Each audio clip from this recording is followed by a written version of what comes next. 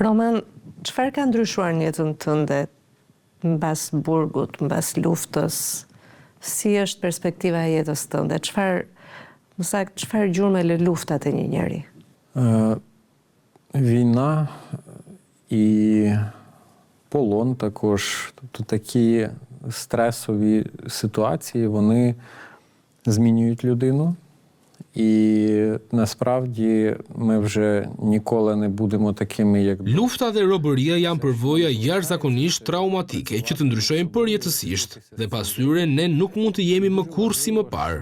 Gjithçka që na mbetet është të punojmë me veten, të mësojmë të jetojmë me atë që kemi përjetuar, dhe ajo që është shumë e rëndësishme, të përpiqemi ta përdorim këtë gjendje pas-traumatike si një shtys për rritje personale, për forcim, për të ecur përpara në jetë, për të realizuar qëllime. Dhe jo të lejojmë që kjo dhimbje të na glabëroj. Себе як поглинути.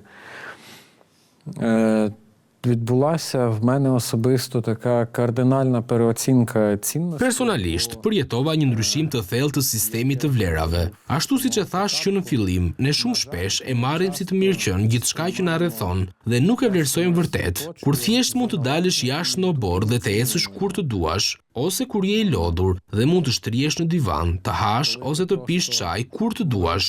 Këto janë gjëra kaq të zakonshme në përditshmëri, por ato kanë një çmim, çmimin e jetëve dhe shëndetit të shumë njerëzve. Прилягти на диван, поїсти чи попити чаю, коли ти хочеш. Це настільки буденні речі, але вони мають ціну життів багатьох людей і їх здоров'я.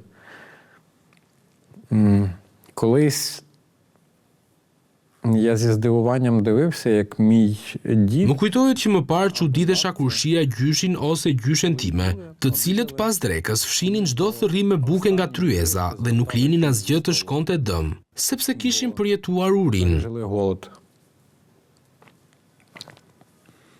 Я тепер також не можу. Tani e kuptoj shumë mirë, edhe unë nuk I lëm më ato, thërrimet e bukës, më falni.